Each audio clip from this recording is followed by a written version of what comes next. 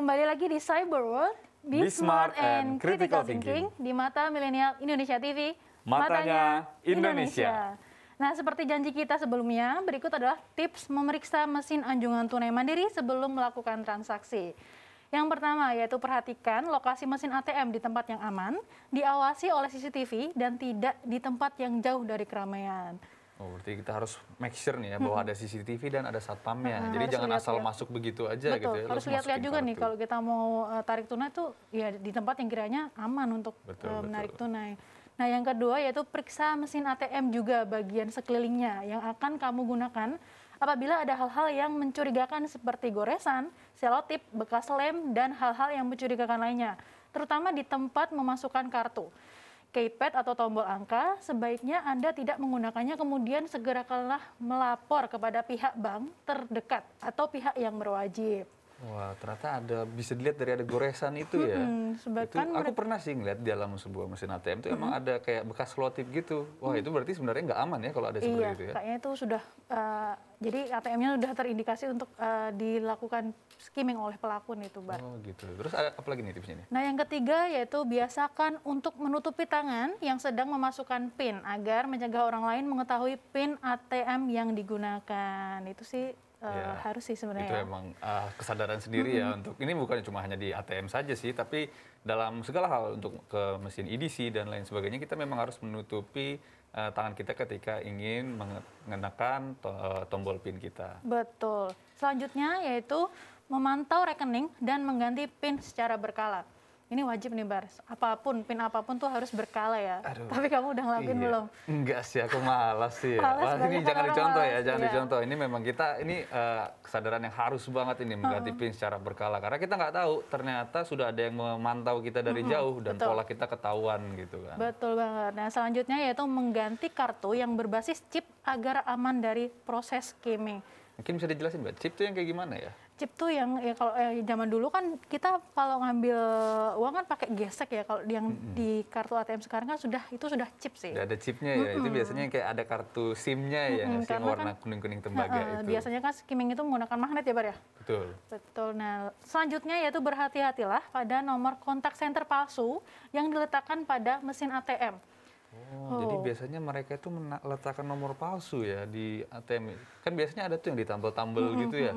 Mungkin gimana ya cara bisa bedainnya itu nomor palsu atau enggak? Padahal kan aku ngiranya ya itu mesin ATM, berarti apa yang tertera di ATM itu berarti sudah asli. Ternyata oknum itu juga memasukkan nomor itu agar sewaktu-waktu kalau ada kendala, calon korbannya itu menghubungi nomor yang ada di situ dan akhirnya dibelokkanlah oleh pelaku tersebut, Bar. Nah, itu dia millennials. Jadi perlu diwaspadi ya, jangan sampai kita asal menghubungi nomor telepon yang ditempelkan di mesin ATM.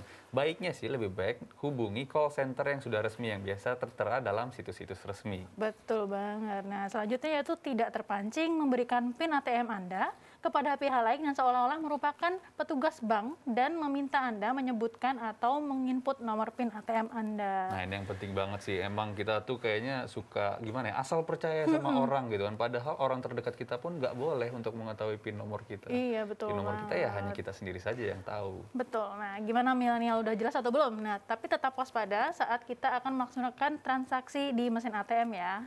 Untuk mengetahui lebih jelasnya sejak kapan sih skimming ini berlangsung dan siapa pelaku di balik tindakan ini, serta bagaimana pandangan pakar IT dalam menangani kejahatan cyber ini, setelah ini saya akan melakukan wawancara bersama pakar teknologi informasi, Pak Ono Purbo. Banyaknya kasus skimming di Indonesia menimbulkan kekhawatiran masyarakat. Ini menjadi tantangan bagi pemerintah dalam upaya pencegahan agar tak timbul korban baru, serta harus terus mengikuti tren kejahatan yang terus berkembang. Saat ini saya sedang bersama dengan Bapak Ono Purbo selaku pakar teknologi informasi Indonesia. Terima kasih Bapak sudah hadir di studio kami. Sama-sama. Bagaimana Pak kabarnya Pak? Sehat Pak? Alhamdulillah sehat. Alhamdulillah. Terima kasih. Penting itu. Iya, semoga kita selalu semoga kesehatan Pak ya. Sehat semua nih. Amin, amin. Pak, dalam episode kali ini kan kita akan membahas mengenai skimming. Bisa dijelaskan lebih awal nggak Pak mengenai apa itu sih sebenarnya skimming Pak? Sederhananya aja ya. Sederhananya saja. Sederhananya aja. Skimming yang diserang adalah ATM, kartu ATM kita, dan datanya diambil sama yang penyerang tadi supaya ATM itu bisa di-copy. Jadi dia bisa bikin ATM kita. kopian ATM itu. Jadi dia bisa ambil duit. Tujuannya untuk mengambil duit, Pak ya? Ya tujuannya ya gitu deh. Kalau pola umum pelaku skimming itu biasanya bagaimana, Pak? Ada ciri-ciri yang bisa kita lihat atau bagaimana? Oh, polanya sederhana banget sih sebenarnya. Jadi di ATM kita kalau kita lihat di baliknya ATM itu ada yang garis hitam, bukan Garis hitam itu, Pak ya? Garis hitam itu ya. Semacam magnet itu, Pak ya? Magnet. Jadi itu kan sebenarnya zaman dulu kala namanya kaset. Oh. Kalau kita ingat pasti generasinya generasi CD-ROM kan ya. Masih, Pak, masih bertemu, Pak. Masih lihat kaset. Masih, Pak. Oh masih, kirain udah CD-ROM. Jadi kalau kita lihat kaset itu, nah itu kaset itu yang ditempel di ATM itu. Oh, yang Jadi, diputar itu, Pak? Iya, tapi itu kan muter. Kalau sekarang kalau ATM kan nggak diputar, kita gesek itu kartunya supaya kayak muter gitu ya. Nah udah gitu ada pembaca ininya, pembaca apa sih namanya? Pembaca pitanya. Pembaca pita. Jadi supaya dapetin data yang ada di dalam kaset itu bisa dibaca gitu. Mengenai kartu tersebut, Pak. Nah sekarang ceritanya gini, kan tadi yang dilakukan seperti apa ya? Sama polanya. Polanya seperti apa. Jadi cuman gini aja, ini kan ada pembaca punya bank. Si penjahat akan masang lagi sebelahnya pembaca punya penjahat. Jadi dia akan pasang alat di dalam ATM-nya bank tadi, supaya kalau kita gesek si kartu, ada dua pembaca. Berarti semacam extension gitu, Pak? Ya pokoknya tambahan barang lah. Tapi ditempelin. bisa kita lihat nggak, Pak, dari kasat Nah, mata? cara Atau ngelihatnya itu ada di gini, dalam? kan kita tambahin nih barang. Jadi nanti kan ada di bank itu ada lobang buat masukin ATM tadi ya. Iya, Pak. Lobangnya jadi moncong ke depan gitu. Oh, jadi dia di depan. Di depan, kalau ATM itu. pinter dia akan masukin ke dalam, tapi itu lebih susah sih biasanya ke depan kelihatan. Kalau di dalam kan berarti dia harus membongkar ATM-nya dulu. Tapi kalau penjahat yang gila dia bongkar sih. Bener, nggak kelihatan. Itu kalau misalkan sampai terbongkar apa nggak membunyikan alarm atau apa yang Ya itu kan ternotifikasi ke pinter-pinternya pihak dia supaya alarmnya dimatiin waktu dia bongkar, CCTV dimatiin segala macam, terus dia bongkar dia masuk. bank? Baik. Gitu. Dan itu penjahatnya nggak mungkin nongkrong dalam ATM dong. Jadi itu dimasukin kayak kaset buat baca terus dikirim pakai handphone keluar. Jadi dipasang handphone juga. Dan Oh, berarti ada komunikasi ada dari komunikasi. mesin Jadi kepada langsung. pelaku. Iya, langsung. Artinya tidak perlu kita mengambil lagi gitu alatnya. Enggak. Gila lah ngambil lagi. Jadi dia komunikasi langsung, udah gitu kalau barangnya ketangkep ya udah dia Lepas kabur. tangan aja gitu, Kabur biarkan aja. Dibiarin aja, kan dia udah dapat untung. Kalau pelaku-pelakunya, Pak, biasanya itu dari dalam negeri atau dari luar negeri, Pak? Campuran sih banyaknya, mungkin banyaknya campuran sih, dalam ada, luar ada, cuman kayaknya banyaknya luar deh. Malah lebih banyak luar negeri, Pak. Iya, yang kalau yang tadi ngobrol-ngobrol kan ada yang apa tadi? Turki kali ya, Turki apa? Tapi yang saya waktu itu yang tangkap yang banyak orang Cina sih. Cina, Pak, pelakunya. Ya salah satunya lah. Iya, salah satunya. Kalau selain dari mencuri dana, itu perilaku skimming itu ada tujuan lain nggak, Pak? Selain keuntungan, mungkin misalkan pengambilan data pribadi atau sebagainya, Pak? Kurang sih kalau data soalnya di ATM itu kan cuma buat autentikasi si ini ya. Kartu saja. Kartu aja, jadi lebih ke arah cari dananya doang, duit. Artinya kan si alat itu hanya untuk mengambil ATM, Pak, ya, atau gimana? Iya, itu kayak password lah kan, itu yang itunya kan kayak password sih sebenarnya. Iya, iya. Jadi data passwordnya dari situ, ya itu aja. Itu hanya berlaku kepada debit card saja atau kartu kredit juga bisa, Pak?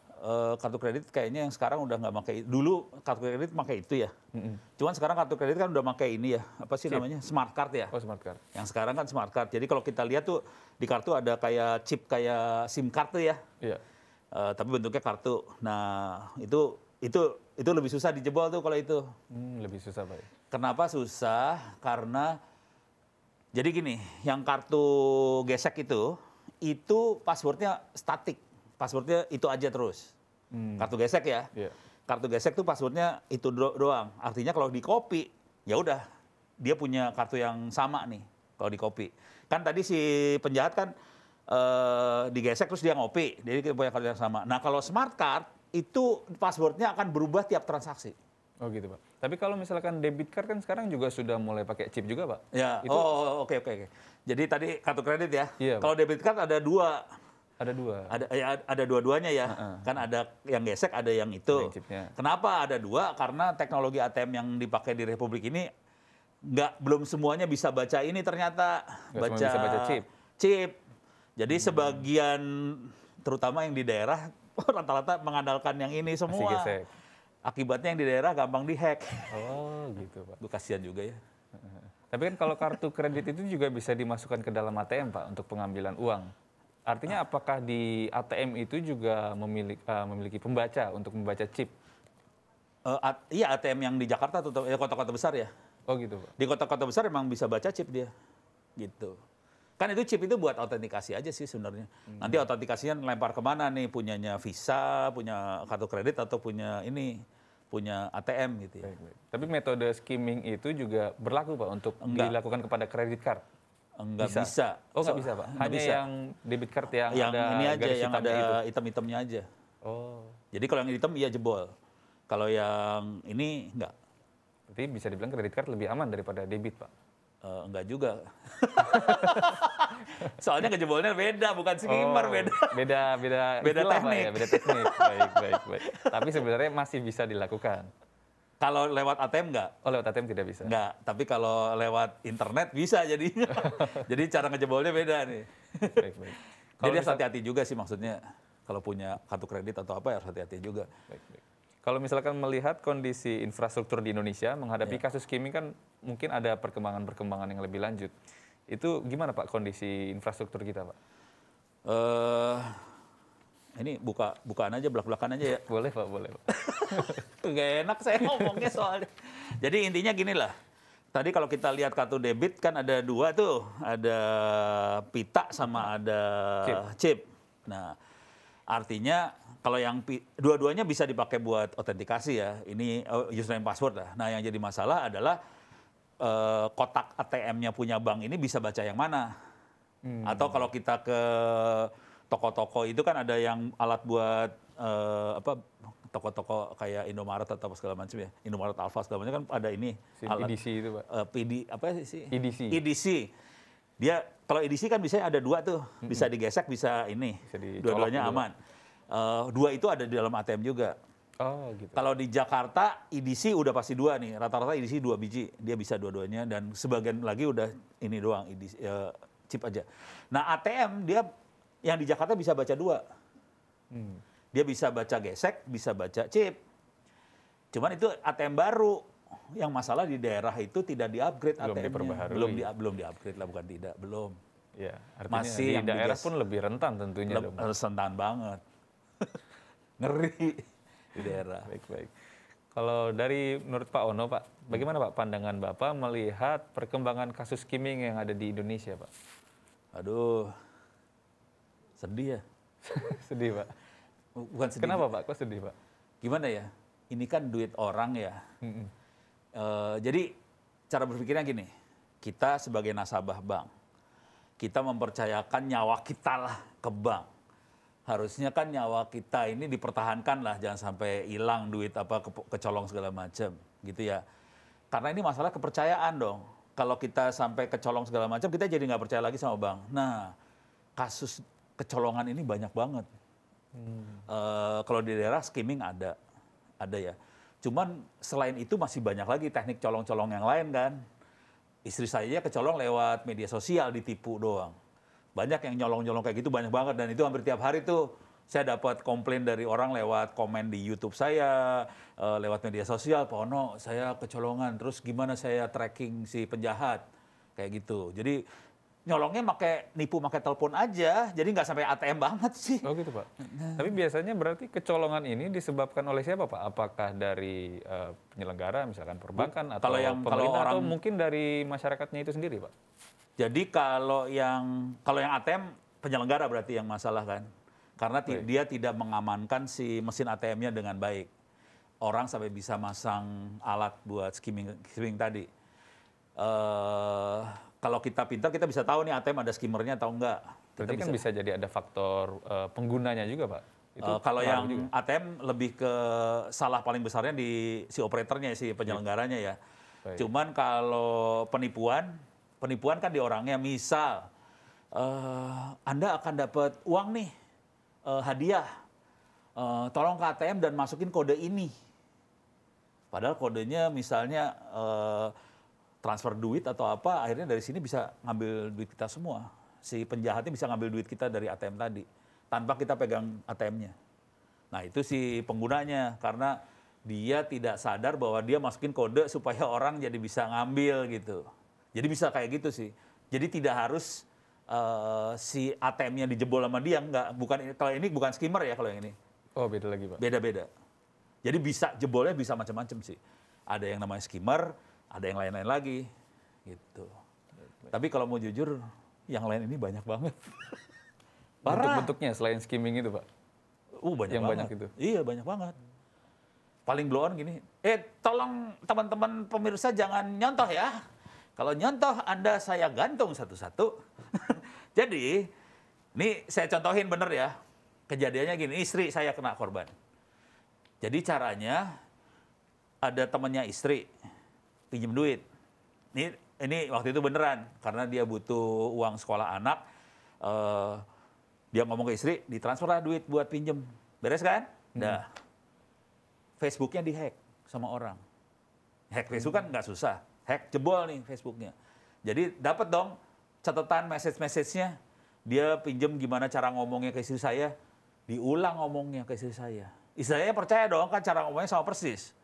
Dia berusaha nelpon dulu nih ke temannya. Bener lu mau pinjem gitu ya. Nggak berhasil connect. Karena kan nomor teleponnya ada di Facebook juga kan? Iya, betul. Dibikin sibuk dulu.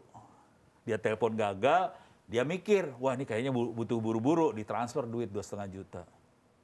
Jebol. Kalau itu apa, Pak, nama tekniknya, Pak?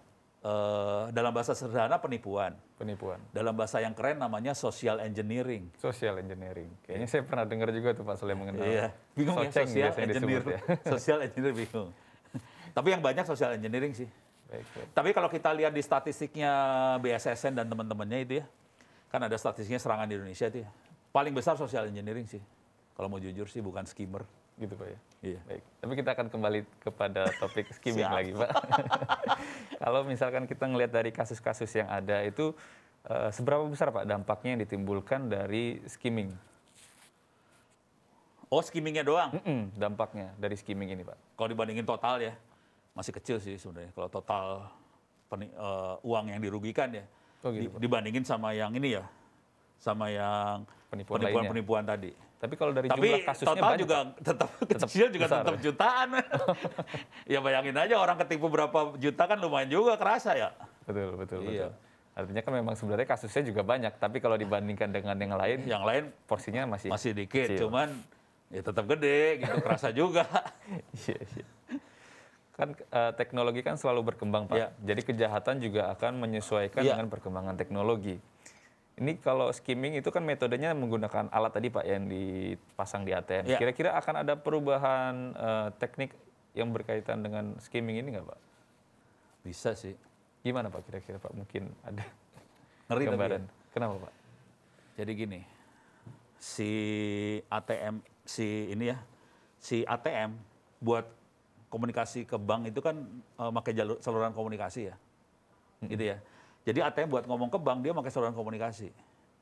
Teknik yang dipakai sama hacker itu dia taruh di ujung yang ngomong sama pelanggan ya. Jadi ditaruh alat supaya pas dia gesek, kebaca semua. Jadi kalau kita lihat urutannya adalah card reader, alat buat baca ini, terus komputernya ini, terus dimasukin sampai ke sebelah sana, ke bank. Semuanya bisa ditempelin macam-macam nih. Bayangin. Saluran komunikasi, misalnya kalau perhatiin yang terutama di daerah ya, di daerah itu kan pakai ini, satelit. Pakai satelit. Bisa nggak kita nyadap satelit? Oh, nggak tahu saya, Pak. Bisa nggak, Pak? Jangan khawatir. Bisa. Bisa, Pak? Parah. Bisa. Jadi teknik yang dipakai, sorry ini berembun, terlalu semangat jadi berbusa-busa ini. Jadi teknik yang dipakai gini nih, satelit kan ada di atas. Satelit itu pada dasarnya radio. Kita kan bisa dengerin radio, semua orang bisa, kalau ada orang mancar, semua bisa denger ya. Betul, Pak. Di satelit juga sama. Jadi kalau ATM ngirim ke bank, masukin semua orang pun juga bisa melihat gitu. Semua orang bisa lihat. Bisa lihat dan dipraktekin bisa. Cuman kan kita nggak punya alat buat dengerin satelit kan? Betul, Pak. Kalau kita ngerti alat itu banyak. Parah. Berarti sangat mudah sekali, Pak, kalau misalkan Kalau yang bisa satelit. mempunyai alat itu kan, Pak. Iya. Artinya semua data yang dikirim ke satelit pun juga bisa kita Dan kebetulan terima. orang yang bikin satelit orangnya jujur. Bukan jujur ya, naif kali ya. Jadi dia pikir nggak mungkin lah orang akan melihat satelit ya. Jadi ini datanya tidak dienkripsi. Oh, serius, Pak? Serius kejadian, jangan khawatir. Kita bisa lihat. Parah. Kenapa Pak? Kok pertimbangannya tidak terenkripsi itu kenapa? Ya kan dia pikir yang bisa, ya kalau WhatsApp kan dia end-to-end encryption kalau Betul. WhatsApp ya contohnya. Ini kagak plain itu aja. Ya Pak, maksudnya kenapa itu? Apakah Kan dia berasumsi bahwa hanya orang pertimbangan yang kecepatan atau gimana? Oh, bukan. Jadi asumsinya hanya operator yang bisa connect ke satelit. Sesimpel itu saja. Ya. Padahal kan gini, ini logika blow on dulu ya. Yang namanya alat-alat buat, ini kan alat elektronik kan pasti ada rusaknya ya. Kalau rusak siapa yang benerin? Teknisi dong. Ya. Lu bayangin, ini barang taruh di tempat teknisi. Kita bisa benerin kan? Teknisinya bisa lihat satelit dong. Bisa, jangan khawatir. Aduh, gue buka rahasia banget nih. Dan celahnya dari teknisi itu. Iya, dan berarti, ini Pak. dipraktekkan sama orang Indonesia juga, jangan khawatir saudara. Keren bangsa ini, keren banget. Sudah sampai level itu ya, Iya. bangsa Indonesia ya Pak? Iya, orangnya beken Patut- sih. Kalau Bisa dibilang kita patut berbangga nggak Pak? Kalau misalkan ada kriminal, itu kan bisa dibilang kejahatan. ya Pak, kebetulan dia nggak melakukan kejahatan sih. Dia cuma ngasih lihat bahwa ini bisa dikerjain, Oh, tapi gitu. dia nggak sampai melakukan kejahatan sih. Tapi ini orang salah satu hacker top Indonesia lah, kalau mau tahu. Gitu. Nggak usah disebut namanya ya. Baik. Bukan Ono orang baik banget. Baik Pak, terima kasih Pak. Kita akan sudahi dulu untuk segmen ini dan akan kita lanjut lagi di segmen berikutnya.